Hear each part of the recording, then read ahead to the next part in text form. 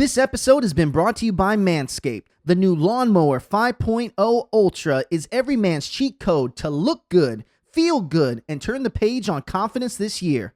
Go to manscaped.com, use the code GOLTS20 for 20% off plus free shipping today. This week on the Heart of the Gulch YouTube show, we sit down with the dynamic host of Today in Nashville, Carole Sullivan.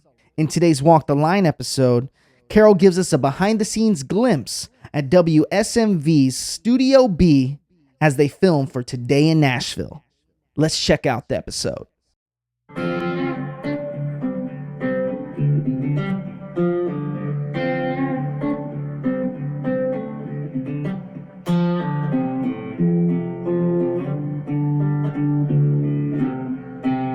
We are in the heart of the Gulch. My name is Tony Mendoza, your host, and today I'm super excited because I got someone here in Nashville that you have seen her all over the TV station. Not only that, she talks to some of the biggest names here in Nashville and businesses. We got the one and only Carole Sullivan in the building.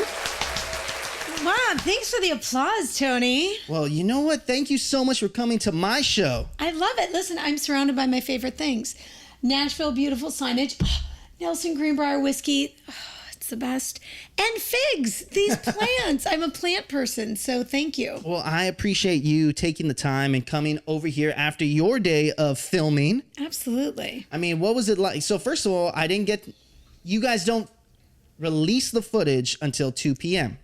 Correct. That sounds like we're holding something back for a while, but it's actually just because they changed programming. And we used to be a live show. We were an hour, and it was live, and it was right after Kathy Lee and Hoda, and then turned into Hoda and Jenna, and we did some programming changes. And so we do record in the morning, and then we hold on to that until 2:30. It's one of those things where I never know who's on the show until that 2 o'clock time comes around. That's right. So I'm curious to know, and Today in Nashville, we're filming this on the 4th of April. Yes. Who came on the show today? Wow, that's such a cool. I'm like, wow, I don't even remember yesterday. What was a few hours ago? No, so every day we try to do live music. We try to do food in the kitchen. We're pretty consistent with that. Community events and interviews, right? So today we had Smokin' Butts. Okay. Let me just tell you, the great thing about doing these jobs is you get to try all the cool stuff, right? Smokin' Butts has been smoking meats for 14 years. They're a food truck. They brought in brisket. They just came out with their spices and all their things, and it's so good. We had Amanda Williams. She's an incredible singer. She's actually out of Bozeman, Montana. And then we had a fashion show, Spring Fashion, with baubles and lace. It's amazing that you're able to keep it all together like that. I clearly didn't. It took a lot to spit it out. Well, I think about all the folks that that you get to see every day, and it's an everyday thing. It's amazing because the musicians that I have here sitting in that chair, they never realize that they're musicians, like that. It's just their job. Their job is to create music and to do all the fun things.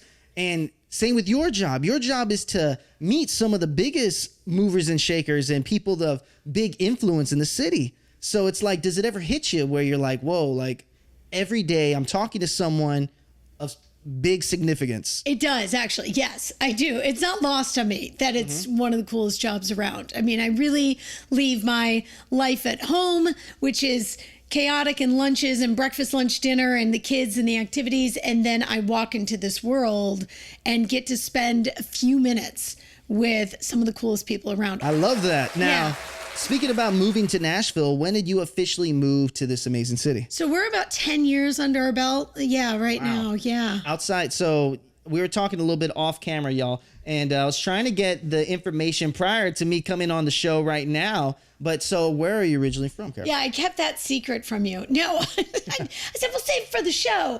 I moved around a lot when I was a kid. I was born in Michigan, lived in Ohio, St. Louis, Alabama, Chicago, Pittsburgh, went to school in Ohio. Jeez. Then I worked in Buffalo, Pittsburgh, Cleveland, San Diego, Nashville. Oh my gosh. I did go back to Cleveland one other time. Now I moved when I got married. I married someone who also works in a career that moves you around a good bit. So we've been lucky that we've been here 10 years, but I worked in news, and back in the day you had to kind of work yourself up. So my first station was Akron, Ohio, and then I went to Buffalo, New York, and then I went to Pittsburgh, and then I really did the Rust Belt. So like wings and football food and anything involving like cream cheese and sour cream, like I'm your dip person. I can make it happen. Yes. That's one kind of common theme that I'm learning from interviewing so many people that are on TV is that pathway that no one starts off in front of the camera on a set,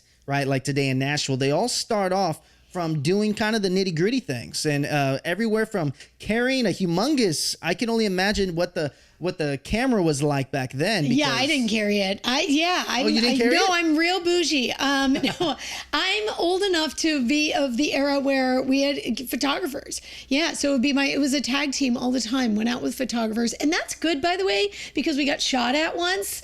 And so literally we're doing a neighborhood, just the neighborhood wanted to clean itself up, right? And they were like, we need help, government. This is in Buffalo, New York.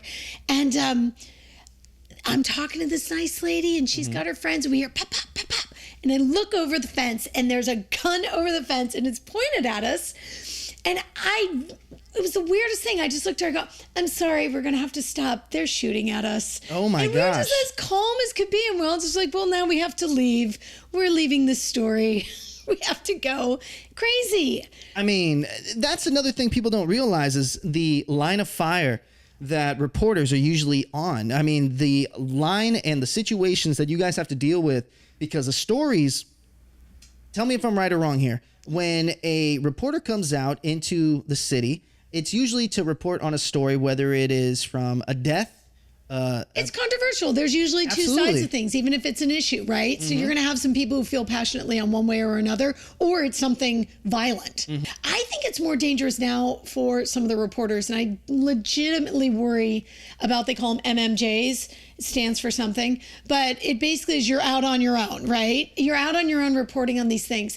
And I get nervous for them. I do, because even now in how divided and spirited people are on issues and how visceral people have been towards the media, or so they see it and they want to create, some sort of tension or intimidation if they don't want you there or don't want you talking about a certain topic or don't want something reported on. That's always existed as long as I've been in it. And certainly beyond, it's been noted many, many times. But I feel like it's really dangerous when you don't have a partner with you, when you don't have that teammate to be like, okay. I mean, I always had really large men carrying the equipment. Because they were humongous back then. It wasn't small equipment back then. No, it was really heavy stuff. And of course I would help and things like that. But yeah, I think it's a dangerous time to be out there for sure. Well, so I'm glad I'm in the studio. Well, hey, shout out to that, because in the studio, we'll get to it in the next segment, but today in Nashville is quintessential when I think about, just TV and here in the city. You guys do such a great job of putting people in an environment. It's a totally different environment than all the other news stations. I'm curious to know, what are some stories that you did coming up the ranks that, really set your resume apart from so many other people? Well, it's funny you ask. I don't think it was necessarily the stories that I did, but the experience that I had.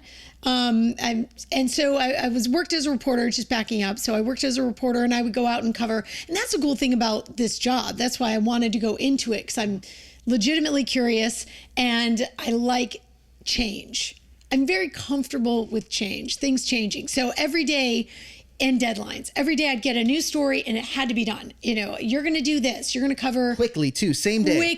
Quickly, within a few hours. Sometimes I'd come in at 3 when I was the evening reporter, and they're like, we've got you live at 5, 5:30, 6, 6:30, and you need to turn a news story. It's going to air at 10 on this channel, but then we're going to air it at 11. That was how that was. That is fast work. I liked it. I did. It's hard, but I liked it. I really think it's a young person's game. So now I'm in the studio.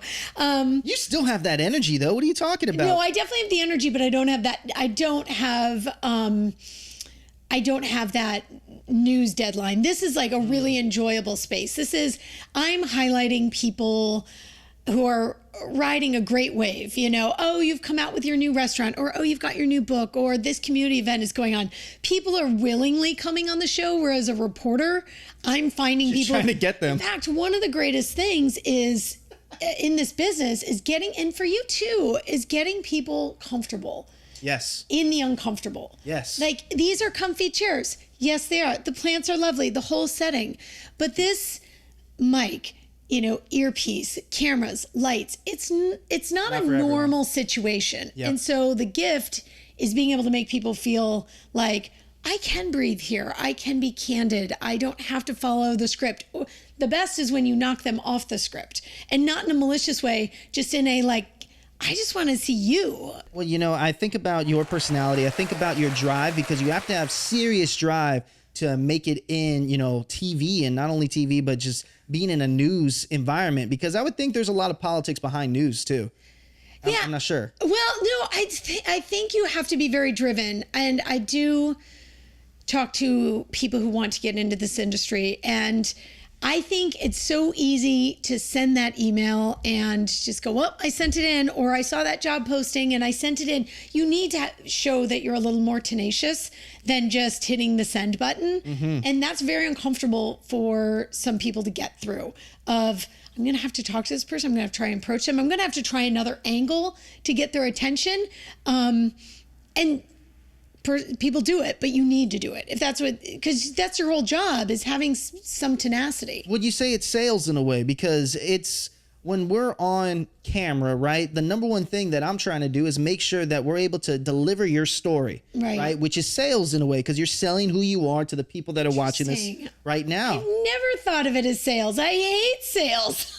I think you do a great job of marketing and selling other people in their businesses. I think I would if I wanted. I have thought about this. I was like, I would probably make so much more money if I went into sales, but I don't have it in me to convince people to part with their money. Yeah. I value money so much, to the detriment of my kids, who want probably more fancy things than I'm willing to spend. But I value money so much that I would be terrible at trying to get someone to part it unless I really believed it in my heart and said, okay, this is something that's really going to be good for you. So I don't think of it as sales, as I think of it as just making someone comfortable in being themselves, because I'm not getting, like, yes, we're getting content, but if they didn't want to come on the show, I wouldn't force them either. I'd be like, all right, well, fine. You can go somewhere else. At this point, your role and your job of Today in Nashville is just one of those things where it's every day.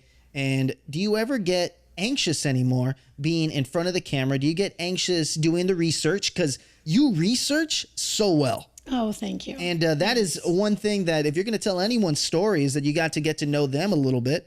But talk to me about, do you ever get nervous anymore being in front of the lights, camera, action? I get nervous that I might not, I get nervous that I want them to shine the best they can. For example, we were doing an event just yesterday, and we were highlighting an event rather, and they brought a fourth grader on, and he was in a suit and he was ready to go and all those things, but I really didn't want him to shrink. I wanted him to feel comfortable and open. So I wanted to serve him properly. We had a woman come on. There was another event about domestic violence, and she was a domestic violence survivor. And I wanted to hit the tone right, where I'm like, this event's like a party. I mean, it's a big, huge party, right? But the topic is really heavy. So I didn't want to go light on the topic, because it's important for people to say, you know what, I do support having shelters for women and their kids when they need to leave an abusive situation. And this is a very real, significant, numbers are not going down topic.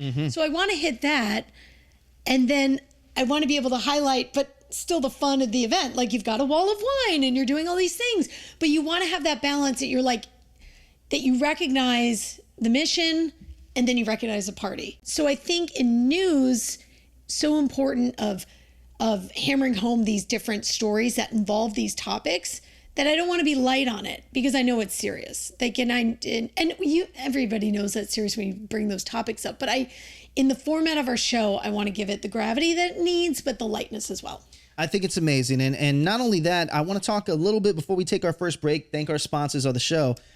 One thing that I want to talk about, though, is that transition from live to being, taped early in the morning. What is that like? How much of a difference is that in the whole scope, the macro level of the show? So in general, like I said, I love live. Live to me is the best. You just get an energy that you can't get when you're recording. All that being said, we've made the decision that when we do the show, we do it as live. There's no going back. Yep. Whatever you say is what you say, and that's it, even though it's being recorded. Mm-hmm. So that helps us keep that momentum, live feeling. Mm-hmm. Commercial breaks. We break for those 2 minutes, and when they do that countdown, we're coming back. That's not like, oh, well, maybe. Yeah, we don't handle it loose. So I'm thankful for that. Now, I will tell you, if we have someone come on and they want to do a recorded after the show, every once in a while that will happen.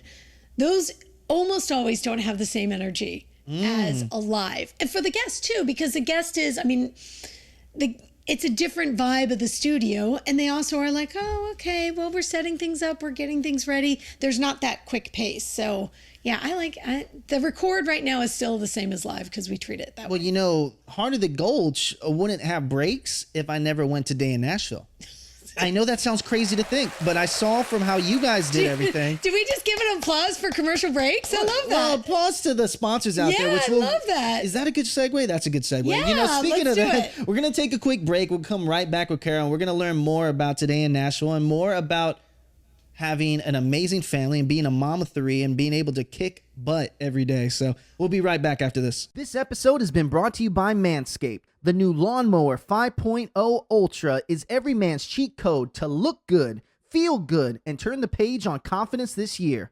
Go to manscaped.com, use the code GOLDS20 for 20% off plus free shipping today. Speaking of manifestation and talking about, all the guests that you've had on the show, is there anyone today that you're manifesting to have a conversation with? Oh, wow. I should have those people at top of mind. Kristen Cavallari should come back on. She came on a long time ago.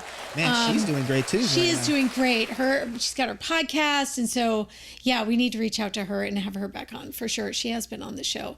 Who would I love to have on? Well, Dolly, to say Dolly, you're like Dolly. I don't actually know if I want Dolly on the show. Why so? I would be terrified. I think I would really be terrified. I hear that she's the nicest person from everyone I've talked to. 100%. But it's like with most things in life. It's you against you. So it'd be me battling the inner me, the days, the weeks. It'd probably be better if I just walked in the door and they said, Dolly's coming on today. That would probably suit me better. I wouldn't wake up at 2 a.m. wondering how I'm going to do talking to Dolly Parton. That is a great segue to this question that I was going to ask. So with there being so many guests, so much research, and sometimes you have to just perform when you're on camera. Do you ever think about things when you have a big deadline or a big guest, probably early in the career when you had a deadline, where you lost sleep and you started thinking about it? How am I going to approach this situation?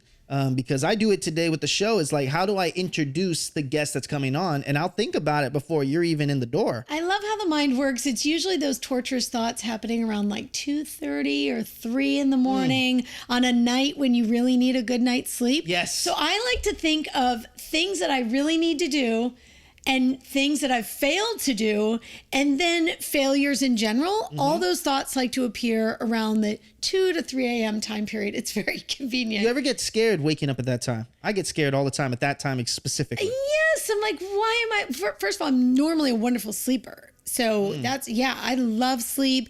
I'm so excited. Shout out to magnesium. Shout out to sleep. Yeah, shout out to sleep. Listen, ladies, magnesium glycitate. Be sure to take your magnesium. It really helps with sleep. So it changed my life. I started sleeping better and better and better. And I was like, this is a little magic mineral. But that is a time period when I wake up. During the day, I'm like, I can think more rationally and dissect things better. I wake up and I go, oh, right, I need to check this box, or this is how I would approach this in answering a question. But no, usually the fear is in the middle of the night when your brain isn't working properly and you have irrational thoughts. And unpleasant. Well, being an awesome mother of three, and I was talking to this about the Nashville guru, Abby, and we were talking about how motherhood and having children changes your outlook in life and changes your whole dynamic from your routine. You're prepared to sometimes not have a routine. I mean, has it kind of crossed over, being a mom and going to work every day? I love it. I love having kids. I love the family. They're everything. Having work is a great distraction from the chaos and the duties at home. I'm like, it is like, sometimes I'm like, can't be bothered because I'm in the show. So I can't. Yes, you can't have your phone on you. I can't handle that text that's in all caps of what's going on.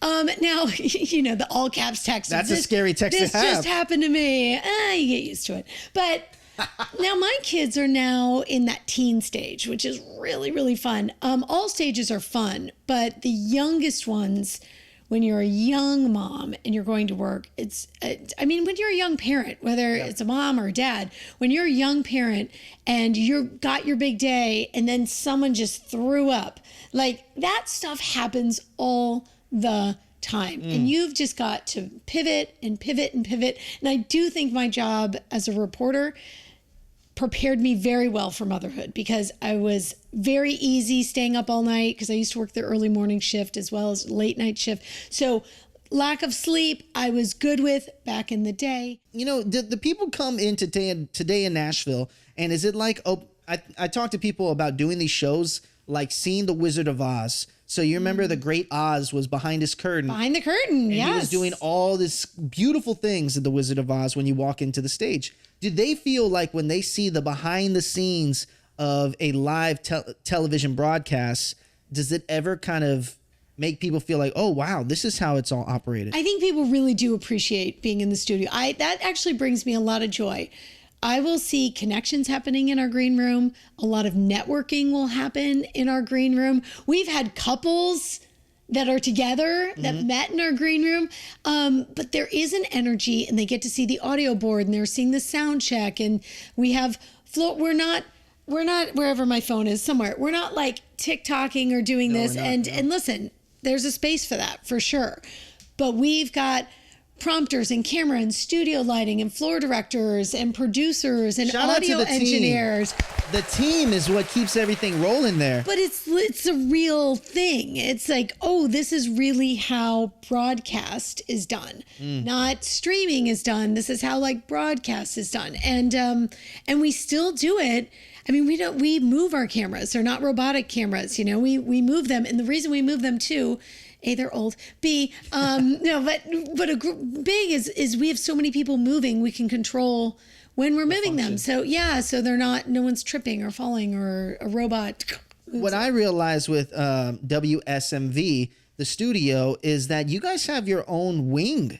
And that is actually very uncommon. A lot of studios here in Nashville with news, they always have the typical. They share the news set. They all share the news set. Yeah, and they just roll in a cart and in a little Bunsen burner for their cooking segments, which is fine. That's what they have. But and you guys have an entire dedicated studio for Today in Nashville, and I think that is something that puts people in that mindset. And also, a random question here: have you ever had to tell guests to be quiet? All the time. All the time. All the time. Yeah, because it's right there. You can see the other side. It's only a thin board that's really connecting you for the show. But you're right. We have the area that we have, it's an entire set. So as soon as you walk in the door, even down the hallway, we've got decorations for Today in Nashville. And then you walk in and then we've got a full green room with seats for 12 people. Then we have an artist lounge and that's where the band is. Then I have my own dressing room, which is shockingly very large, which is great. But it's just because the space was available. Then our studio has a full stage, a fully functional kitchen, 10 by 7, which seems small, but that's the camera size. It's bigger than that, the amount the camera can record. And then our interview set. So it is a huge space. And we basically go, doom, doom, doom, doom, kind of in that What is your favorite set? Now, I'm gonna assume your favorite set on Today in Nashville is probably the cooking set.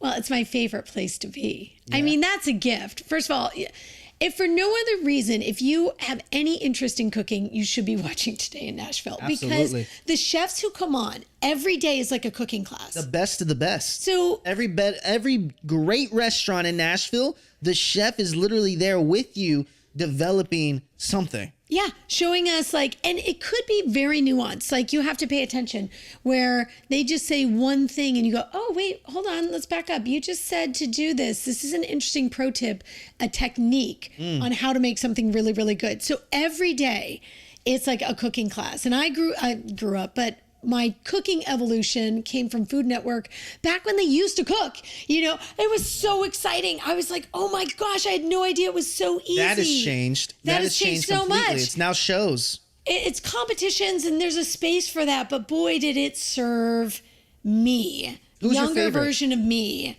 Oh gosh, Bobby Flay was incredible. I really loved him when he was doing his cooking. Still handsome. Alton. He's still handsome. Still handsome.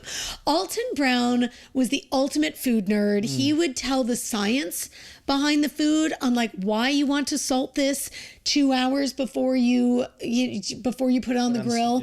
Yep. He would go through the science and you go, oh my gosh, well that's why every time my steak, I'm ruining it. I'm not letting it rest 10 minutes after I grill it. I'm cutting right into it and the juices leave. I have to let those juices absorb. So he always like did the science behind it. And then Ina and Giada. Wait, no Emerald in this? There was a little room for Emerald. You're right. He wasn't on heavy rotation for me. I think he was a different channel, I believe. Emerald was in a different channel, but it was a, you know. I didn't see him as much. It must be fun to be yourself outside, just living a normal Nashville life on your off days. Everyone must know you. Well, no, I do not. I don't get that. They're probably because they can't recognize me. They're like, that can't possibly be Carole. She looks like a disaster. What do you look like outside of filming? I just look like I look like a tired version of this. No, if you go to, I never filter things. You'll see me on my Instagram, all those things. Here's what I think when you mention TikTok, because, you know, TikTok, Instagram, all those things. There's so many people broadcasting, right? They are broadcasting. The only thing that makes my heart a little sad is the broadcast is only the content that's there. The thing that I love about news and even Today in Nashville that I'm on is it's all sorts of different stuff. It's not one thing. It's not where content creators have got their space, and which is great because I know if I want Nashville Hidden Gems, I'm going to Nashville Hidden Gems to find out, you know, the latest immigrant restaurant that's come to Nashville. Shout out that I have to check it out. By the way, right? So cool.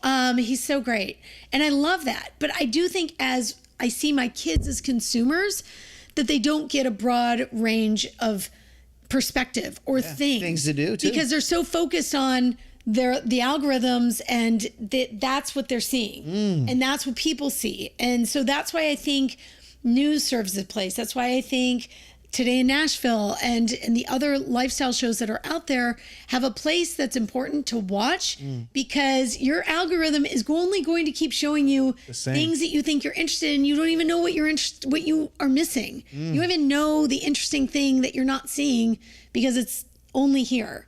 And that bums me out, like in a really deep way. And that was such a beautiful way that you put that because that is so true. Programming, being a live TV program where you're able to touch on so many things that are going on in the city specifically is one of the things that people are missing on social media. And another thing that people are missing on social media, and this is why we're a YouTube show, Heart of the Gulch is on YouTube. So if you're able to look up something in Nashville, Heart of the Gulch pops up in there. The thing about, I'll give you that. But the thing about social media, though, is that if you do not remember, for example, on us with Hidden Gems, if you don't remember to look up Hidden Gems, it will just go through your timeline. And then unless you remember the creator, you may never see it again. Right. It can fall off your eye. Yeah. Well, I had this situation. Tell me if you've had this where, well, you know what? I'm just going to assume you didn't. But I went to an event and it was a great event. It was at Zany's and I saw this content creator who has been on the show, but it's been many years, right? But I have kept up with her. Like all the things that she's doing. And she's amazing, amazing, amazing. And so I see her across the room and I'm like, I'm going to go say hi. Elizabeth Donaldson. Love her so much. And I walk over and and you already get a sense of sometimes my personality can get a little big, right? I can get a little loud. So I'm like, hi. Like I am right there. I'm like, how are you? And I start referencing things that were on her feed. And it occurs to me that this is a one-way street.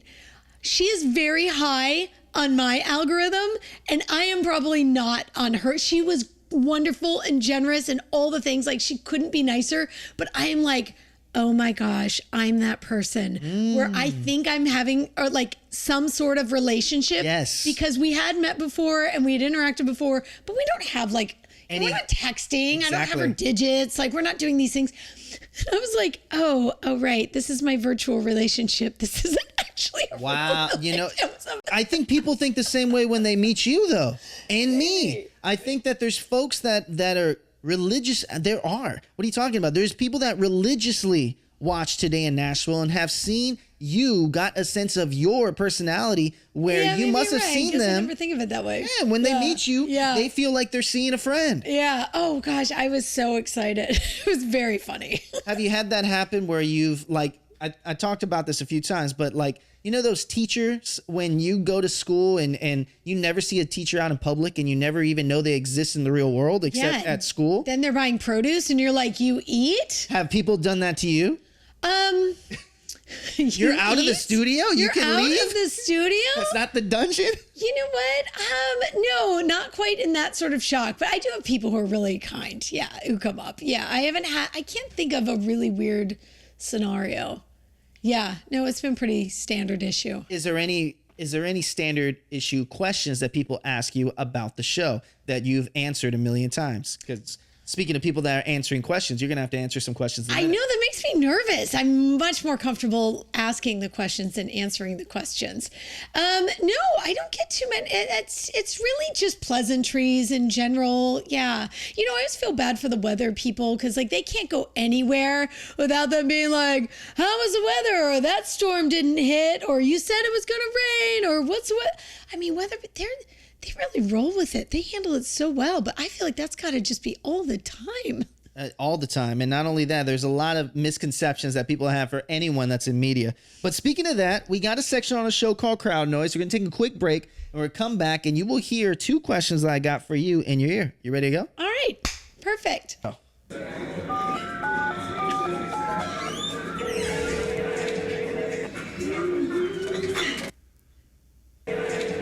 Carole, this is Becca Bowen. I wanted to ask you, what guest have you interviewed that intimidated you the most? Oh, what guest intimidated me the most? What, you know what? I brought up Kristen Cavallari earlier. I think Kristen Cavallari intimidated me.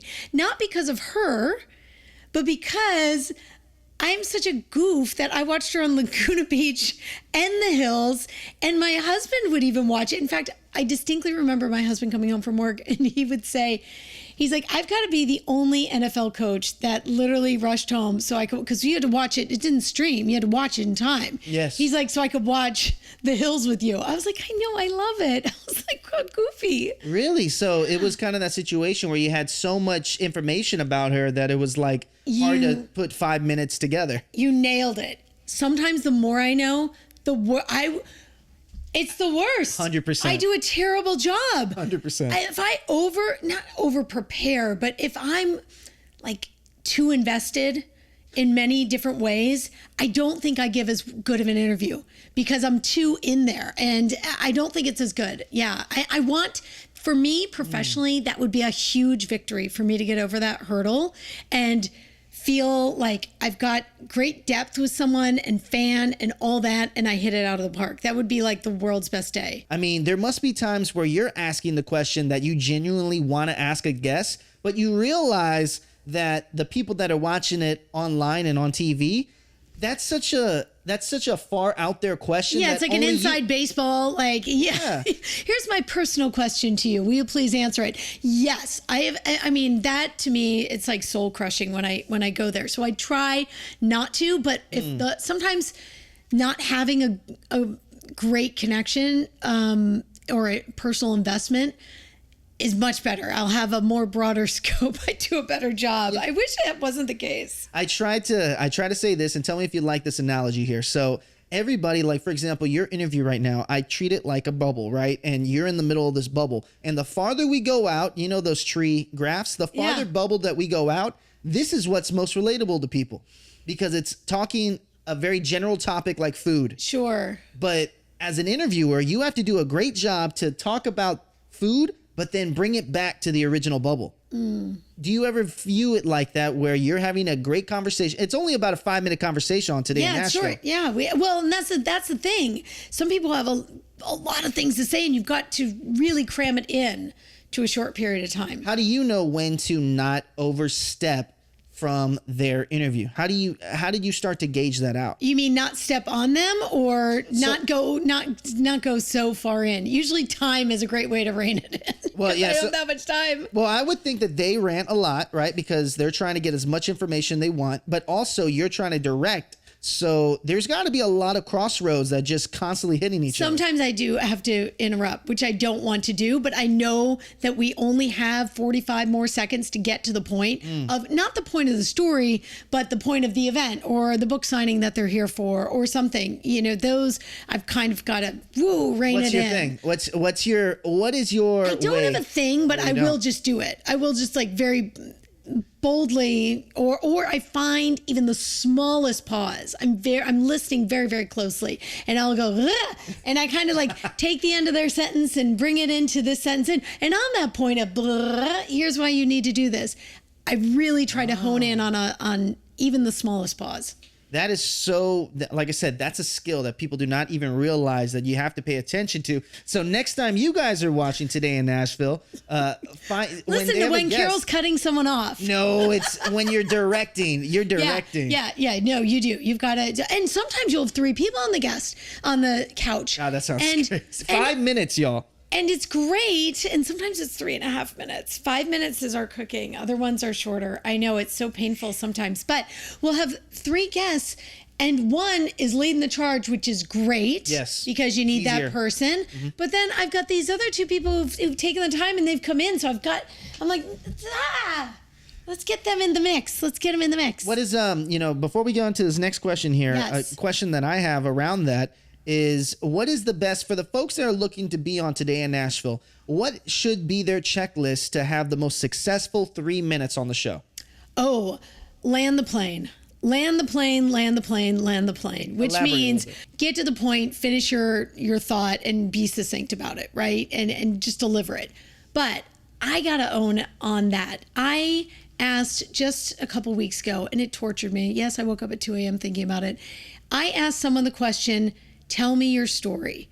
And it was a terrible question for me to ask. I should have never asked her, tell me your story. Because her story is really long. And there's a lot of things. There's a lot of heaviness to that story. She had overcome a lot of stuff. And it was not on her. Yes. But it started going there. And I went, I ruined this. I didn't do the guest justice because I asked the wrong question. So yes, a lot falls on the interviewer. So land the plane. I'm number one. Okay. Like I've got to be on. I've got to do my job. If I do my job right, you don't have to think about it. To be honest, which is meaning asking the right questions. Yeah, and that's what that means. If I don't say, tell me your story. So open-ended that you could give them. If people do not know how to do an elevator pitch. On the day I was born was the day I was born. Yeah, I mean it could be forever. Is that the cue? Is that the cue when someone says when in the beginning or when they start with the back then? Is that how you know it's going to take a long then I know that it was on me. So first and foremost, it's me. So if I do my job right, you don't have to think about how you're going to do yours. However, all that being said, it is helpful that if you're ever being interviewed for anything I think more people, especially in your age bracket and below, are really good at this because they're used to talking on Instagram or things like that. So they're like, well, I've only got 10 seconds to get my point out. That's really what it is. Just make sure you know what you want to say and get those things out so it doesn't get lost. Now, if I know what you want to say, that's helpful. If we run out of time, I make sure to blurt it out. And that's going to be happening on Thursday, April 22nd at the blah. I'll get it out. I'll get that. You'll get the promotion out. And then what about dress apparel? So one thing that I wonder is, do you dress for success? Is that always the best thing? I think dress your brand. For a lifestyle show, dress your brand. Yeah, for news, like if you're going to be on a news set for whatever reason, I would do a clean, bright color or Nothing muted color, you know, depending on what it is. You might be coming on for something terrible. Maybe you just want to wear like a dark navy or something like that.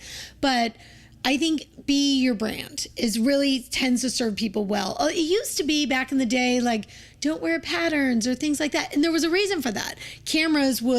The camera had a hard time focusing properly, but our cameras are so sophisticated now that if you want to wear a pattern, wear a pattern. What about mixing the brand there? So whenever I went on Today in Nashville, I've been lucky enough to go twice, so I'm very thankful for the team. Shout out to the team out there. But, you know, I've always tried to look the brand of Today in Nashville set. Your set is it's not too it's a lot more what's the word for it? It's moodier, a lot more moodier. Yeah, it's a little bit more it's a little bit Very more Nashville, you know. We've got the wood panel, we've got exposed brick, we've got you know, those mason jars with light bulbs. It sounds like a real hoedown, but sophisticated people. But yeah, so it does have a homier vibe. I do think it's good. Like if you can look at your set before you come on and go, well, would this work? Or how would this work? Let's go on to a next question here. Let's see. What is a moment or an interview that you had that was really just like a pinch me, I'm dreaming moment? Pinch me, I'm dreaming. Gosh, I should have been prepared to answer these. I didn't have that moment in the moment, but I had that moment afterwards. You know, there's a lot of greats who've come on, and even people like songwriters who've written ginormous hits. And I'm like, that guy just came in just as cool as a cucumber and just sat down and just had a little chat. Or like Ricky Skaggs, who is just on like, I mean, I could spend 30 minutes listing all of his awards, but it was more after it and how generous they are in their time and their space that I walk away and go, did that just what is our life? Or John Oates, who lives in Nashville, has lived in Nashville since before Nashville was a big one, from Hall & Oates. John Oates has come on. That always blows my mind, that he will be like, hey, I've got something coming up. Can I come on Today in Nashville? We're like, you're John Oates. Like, yes, anytime. Come on. And he will come on and he'll bring his guitar and he'll start playing, or he'll talk. I mean, he is just like, he comes on with some level of frequency, which is really sweet and generous. Maneet Chauhan, that woman. Shout out to Maneet. We love Maneet. She is a force, an incredible mother. Looks great right now too. She lost some serious weight. She looks amazing right now. She's really, you know what? It's got to be from running around everywhere she goes, because she's so busy. But you know what I love? And I just heard her say this the other night. She is 200% on wherever she is. Meaning when she is home, she is 200% there. Like, she is so omnipresent with her family and her kids, and whipping things up and cooking things for them, and then jumping on a plane and doing all these things. And when she makes space to come on our show to talk about things or give us a cooking lesson or what, I'm like, is this real life? Did I just learn about tamarind and all these amazing, and garam masala? And did I use that recently? Did I make myself a curry chicken salad? Yes, I did. But that's only because these people are really generous with their time. So it's usually pinch me after they leave. With so much coming to the city, with so many moving parts, you know, it's nice to know that we can keep culture here, and you're part of the Nashville culture, which is so cool to say, because you know, that's everyone's dream, I think, is if you want to make yourself in the city, you've been here 10 plus years already. Yeah. You want to make yourself a fixture in the city. And I can happily say that I'm so thankful that you're here on the show and getting to do that. Last two questions I got before we see your day in the life. We call Walk the Line, is always about hate. And folks that didn't believe in your dream, didn't see the passion that you had inside. There's people that are watching this right now that want to take the leap of faith. Maybe they want to change their direction in their career, but they're having everyone behind them saying, don't do that. There's no money in that. How did you get over those people that didn't see your vision and where you are today? And how can you help others that are going through the struggle of starting something new that they have no idea how to start? I think just doing it, I think being tenacious, I used that word multiple times earlier, but I think going after it and knowing that, like, I'm not, and even though our show is covers a lot of things, I know, like, I'm not for everybody. There's going to be people, and I'm okay with that. Like, I do understand that there's some people who are like, I hate her voice. I don't know how she's doing this. How's that happen? That exists, but that exists anywhere. So you've got to get over that. You've got to get comfortable with either being uncomfortable and asking for opportunities and working towards opportunities and just getting yourself out there. I think the more you can get away from sometimes your screen. Now, if you're creating content, yes, keep creating content. But if you want something that's maybe in a building or a facility or a studio or broadcasting, you're going to need to get out of that email and get in touch with people. So a lot of people can do these jobs, but most people want to hire people that they know can work with the other people in the building. Yes. They need to know that you're beyond your profile. They need to know you're not going to be a lunatic when they bring you into a meeting. So a lot of hiring managers, no matter what your field is, there's tons of people who can do the job. But are they you? No. And so that's what they need to know. They need to know that they're you, that you can work with others, that you can be a good team player, that you are good with sharing the sandbox. And that's important to get out, and you can't always get that in an email. What are you looking forward to the rest of 2024, personally and professionally? Okay, listen, 2024 is all about Friday Night Lights. Let me just tell you. Absolutely. Congratulations on your son, by the way. Friday Night Lights and Ravenwood Volleyball. Those two things we're going to be watching big. I'm so excited for my son's upcoming senior year of football. That is going to hit in a different way. Oh, you're going to be crying, I bet. Senior year, my oldest child, first one to leave the flock, wrapping that up. I mean, it's magical because we've got family that now lives here in Nashville, and they're so lovely, and they come to the games, and those nights are incredible. So Friday Night Lights, people. I heard the NFL is going to do a Friday night game this year, and I am upset about it. Let me just tell you. Yeah, because it's don't touch Friday night. That is such a I hope that's so false. important. That is so important because I love that football does it that way. They go Friday is going to be high school seniors, and oh my gosh, I'm from Texas, so I know exactly what you're talking about. You know what I'm talking about? The stadiums Don't for that. Don't touch Friday night. Exactly. The NFL starts playing with Saturdays in December when we start to get into like bowl season, and those schedules start to get a little wonky. But so you're a Bigfoot. The NFL should not be stepping on Friday night. I always knew that you're a big sports fan, but it sounds to me, obviously, with your son being such a great athlete, he just got, as we're recording, his first D1 offer. He did. Which is crazy. He did. I was so excited for him. And my daughter's an amazing volleyball player, and my youngest is going to be a beast. So watch out, people. So I'm curious, is this athletic prowess from you? I like to say it's from me. Yeah, it is from me. No, it is from my 6'4" NFL playing NFL coach husband. That is who it's from. Yes. How much food does your family consume in a week? Shockingly, not that much. Really? I mean, we do consume a lot of food, but it's not really gross. It's not a gross amount. But I'm cooking all the time, so I don't know. I mean, a D1 athlete and an ex-NFL player. There's a lot more peanut butter that's happening. Well, my husband was a lineman, but he is very, he's 100 pounds less than his playing weight. Yeah. And you would have never, ever think that he played in the NFL online now. He's so fit. He's so disciplined with his food. He's a lean, mean fighting machine, but without the fight. Yeah, he's great. So are you, by the way. You look great as well. Now, professionally, 2024, what are you looking forward to professionally in 2024? Is there any major guests, major events? What are you looking forward to? I'm looking forward to Pilgrimage Festival. I am. I really do love Pilgrimage Festival. There's something about that time period, September, outdoors. That's great. CMA Fest is great, right?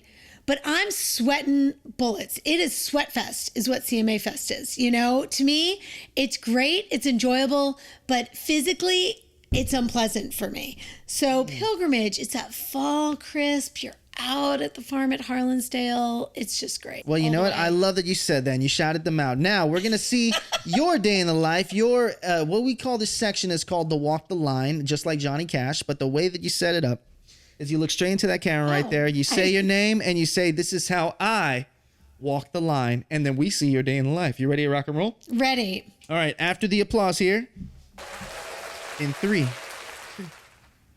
I'm Carole Sullivan, and this is how I walk the line.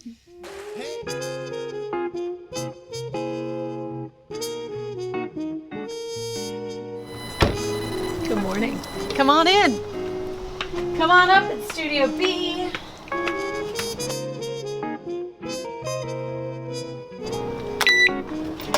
Welcome. Come on in.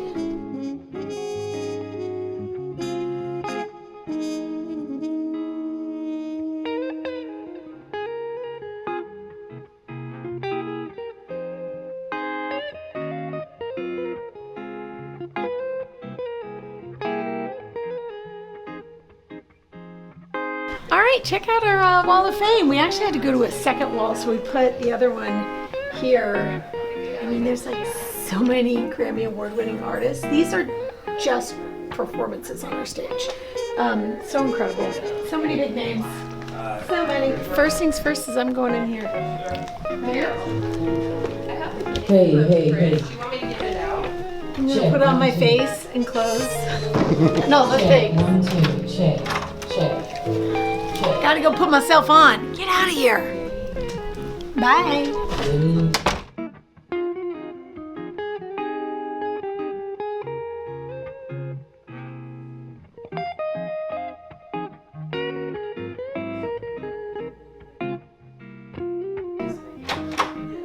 Okay, let's go, right? It's a fun show.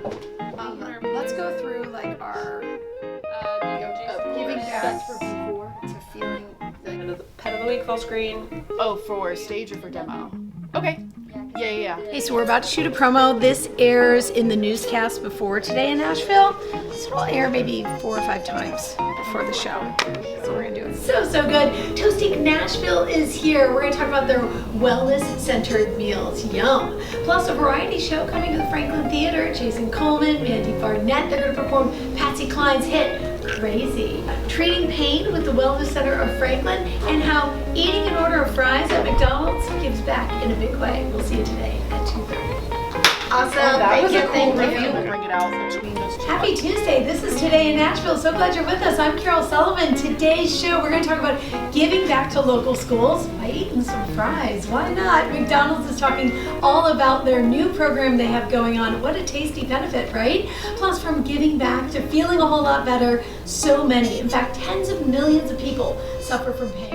And we are so glad they're in our kitchen. It's Toastique. Owner Andy Patel is with us. Andy, so good to see you. Good to see you too. Okay, I was a little mesmerized by these. I'm just gonna call it Instagram toast, right? Because it's so beautiful, right? It is in real life on these beautiful boards that we can get when we stop and see you guys on 4th Avenue. Tell us a little bit about what your mission was in opening up this place. Mission was to It's Tuesday, it's Pet of the Week. Taylor Sprangler is here with Symphony, the sweetest dog looking for a forever home. And this is so exciting today.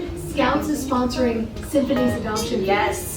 Thank you, Scouts. Right? I mean, this is so incredible. So Symphony, tell us a little bit about Symphony. Symphony is 2 years old. She is spayed, microchipped, up to date on all of her vaccines. They all got time adopted, for mom to so get yeah. adopted. She needs some rest and relaxation. But yeah, she's very friendly. She wants to say hi to everybody. She doesn't understand why everybody's not. We are in for a treat. We've got Jason Coleman and Mandy Barnett right here. Here's Jason Coleman and Mandy Barnett.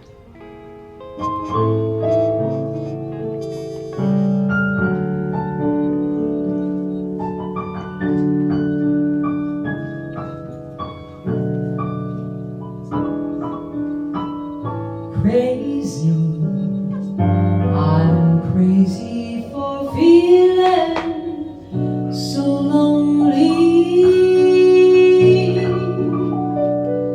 I'm crazy